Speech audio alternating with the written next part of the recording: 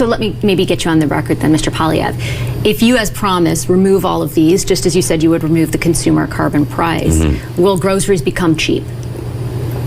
Food should be really cheap in Canada because we have the most farmland anywhere. I think the 5th most farmland anywhere in the world. This is what's so frustrating. Everything should be dirt cheap in Canada because we have the most dirt. We have the most dirt to grow food on, the most dirt to build houses on, the most dirt to produce energy from. There you have it, guys. The big man himself, Pierre Poilievre. Today is Wednesday, December 24th. It's Christmas Eve, guys. I'm feeling a little under the weather, so I look like shit, and I actually have this I have a scratchy throat, so don't mind me if I'm not as loud as I typically am. I actually have a great drink that I typically make. It's like I make myself like a hot lemonade, freshly squeeze some lemons in there, put some natural honey. It's the best thing to soothe a sore throat. Anyways, what I wanted to talk about today, guys, is really a wider story that I see unfolding in front of us. And so I've picked out these 3 articles. Canada's economy to end year on weak footing after tariff turmoil. An unsexy fit to Canada's growing red tape problem. And U.S. halts implementation of $40 billion tech deal with Britain over digital and food regulation. So what this is really kind of, it's really telling me a number of things, right? For one, the first story is really expressing how vulnerable Canada really is to the open trade that's just existed for decades and decades with the U.S. And we haven't really ever planned on expanding outward systematically as a form of hedging against anything potentially, any potential occurrences with the U.S., or even building an actual national strategy for a competitive advantage with the Canadian economy. That's really what this first story is kind of telling me. This second story, the unsexy fix to red tape, is that Canada got so lulled into this trade with the U.S. that we've been building red tape, systematic bureaucracy across interprovincial trade, that now that there is an actual problem, we're not actually able to deal with it effectively, right? And so we're in more pain than we should be because of it. And the third thing that I found interesting in this article is that the UK is dealing with the same issue with the US as is Canada.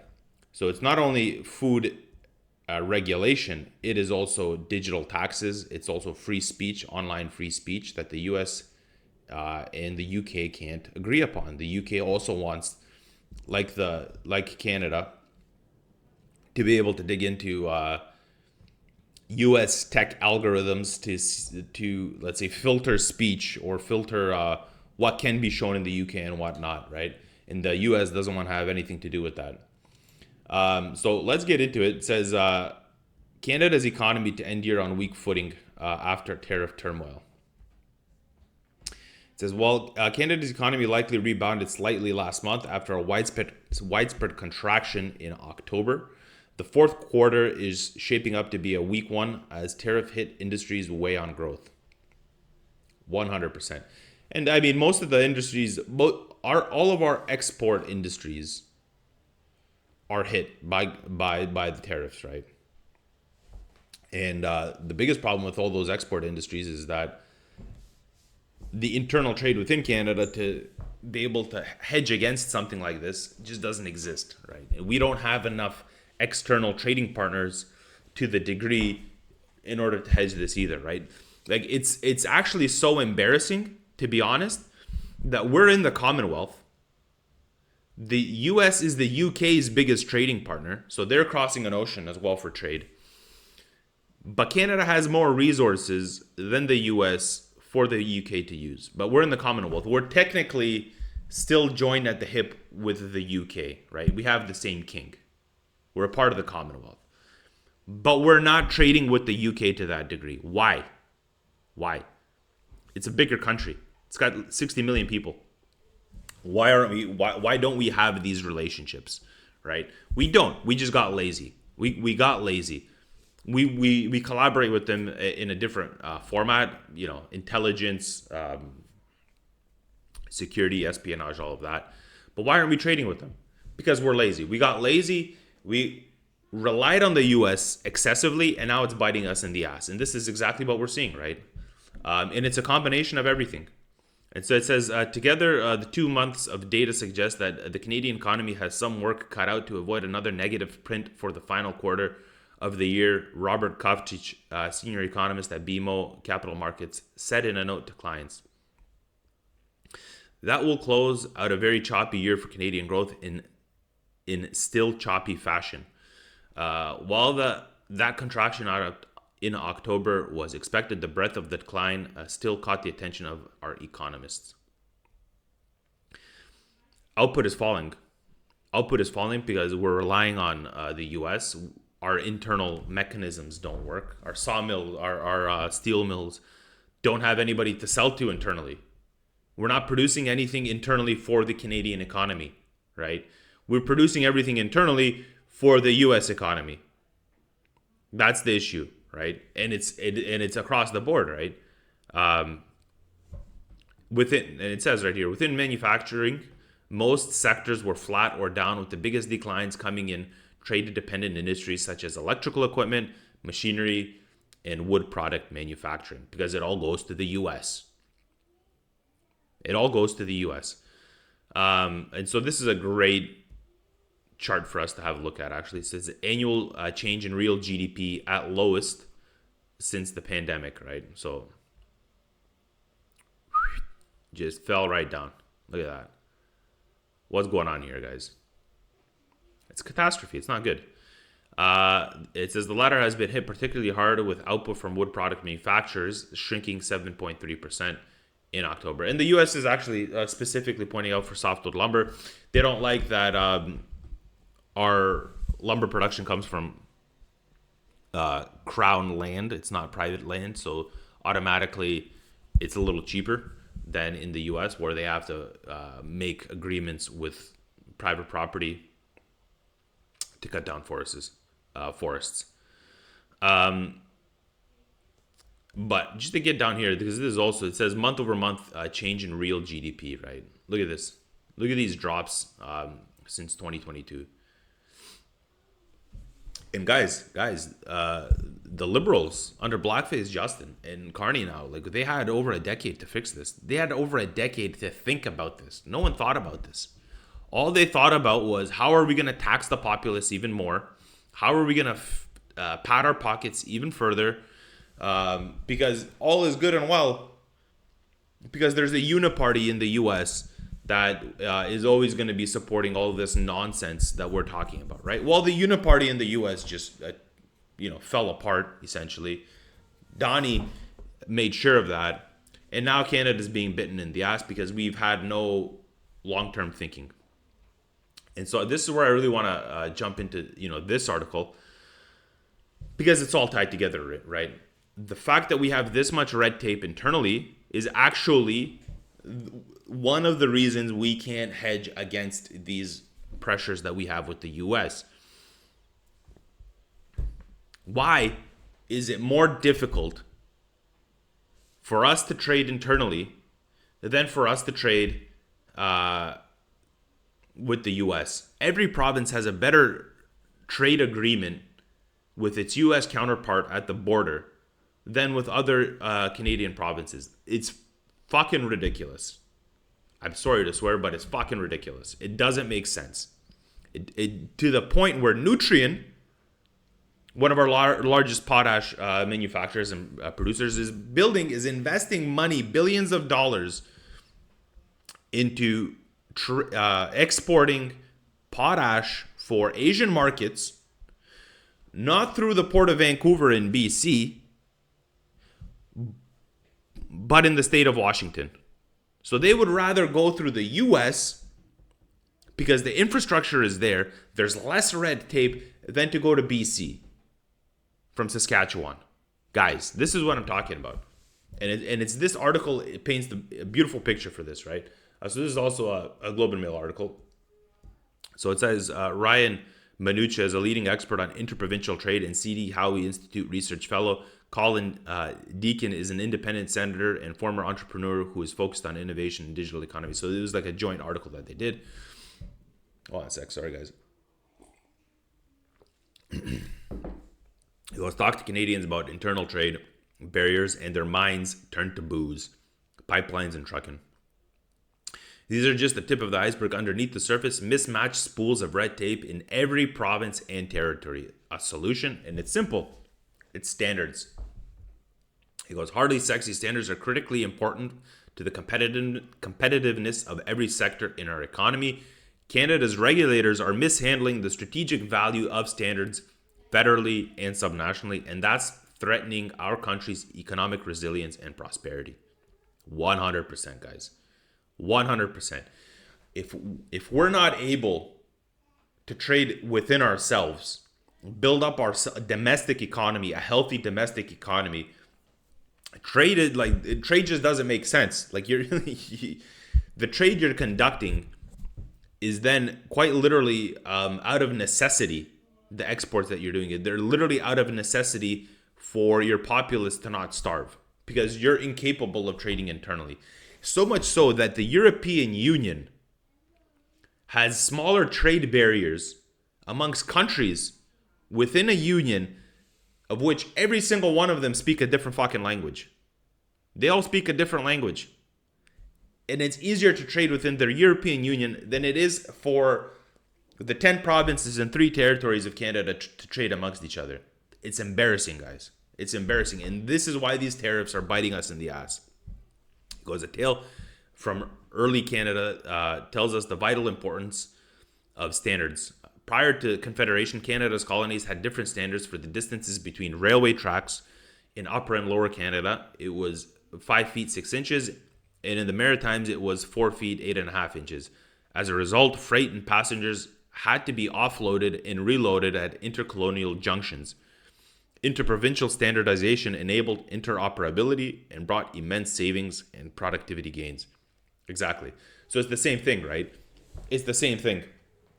If you don't have national standards under which the federation is going to work within itself, what are you doing? What are you doing? How is this supposed to function? And now we have a modern day situation, but it's a regulation. It's not so black and white as our railway tracks are of a different size. So now we have this trading problem because there's too much labor involved in offloading and unloading all these trains. The regulation's even worse, but it's an easier fix. So it goes, a pan-Canadian consensus to finally crack down on internal trade barriers marked the start of Trump 2.0.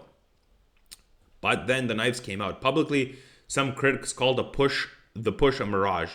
Others declared the potential lift from trade barrier resolution to be a myth and distraction. Canadian Imperial Bank of Commerce determined it to be a modest pot of gold. And the Canadian Centre for Policy Alternatives launched a cannon barrage of its own.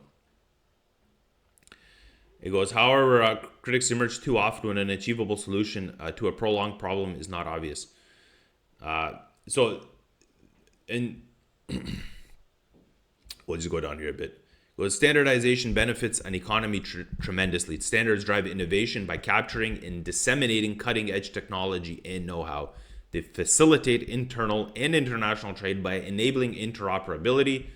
It goes, I think of the global alignment on USB-C connectors, and they promote economic exchange by providing credible signals of quality that reassure buyers. Guys, so exactly. If we have a standard form of trade, competitiveness within Canada is going to grow. If competitiveness within Canada grows, that means we're going to have less of a brain drain of talented young Canadians going to the US to develop products to do this and that, because they'll have a market of their own. They're going to have a market of 40 million people to work within before going to the US as a larger market, right? By developing a company within the country, right? This is what standardization gives you, right? The U.S. has done it a long time ago. The U.S. doesn't care. They don't care, right? Canada has been shooting itself in the foot systematically, quite literally forever. And I want to get into this. So I pulled up this snippet of Kevin O'Leary. I thought it was great. Wanted to share it. How surprised are you that Mark Carney has not been able to strike a deal for Canada? I don't shill for politicians. I really shill for policy. And I've always said there should be a much stronger connection between the two economies, Canada and the United States, because they have the largest market on earth. We have the largest base of commodities that they need. And we both have to bulk up against the Chinese eventually. That's going to happen for sure. Specifics to what killed the trade deal is this. There was a deal at around 10% just a few weeks ago, maybe now it's 2 months ago, on 4 basic important commodities, including aluminum for car parts, at 10%. Then Ford decided to roll that video on the Super Bowl. Now, unless you understand how Trump works, you would have not done that because he's a very bombastic guy, and if you want to get policy done, you have to understand you don't do stuff like that. I'm not telling Ford what to do. I'm just saying the reason we don't have a deal is that video. Yeah. Okay. That's what happened. It's a testament. And we are nowhere right now. And Carney knows. Look, I didn't vote for Carney, but I want him to win. And I think Canada is in a wonderful position now on a new thing that we've never had ever. Data centers, because we have the lowest cost of power in Canada. Okay. So we have to attract those billions of dollars to come up here. Yeah. Nobody trusts us yet because over the last decade under the idiot king, we destroyed our relationships with all the sovereign wealth funds. Yeah. None of them want to invest in Canada. So we're hoping that changes. There you guys have it. Blackface is an idiot. Ford is an idiot as well. When is Ford going to be held accountable for what he did? For costing billions of dollars to the Canadian economy, and just prolonging this idiocy that's going on. When is Blackface Justin going to be held accountable for all the stuff that he's talking about? And it's interesting, he ends it off with data centers are a big, are large potential for Canada. And I mentioned this in an earlier video, they are. Because Canada, like you said, has one of the cheapest rates of energy in the world. We have vast amounts of land and data centers.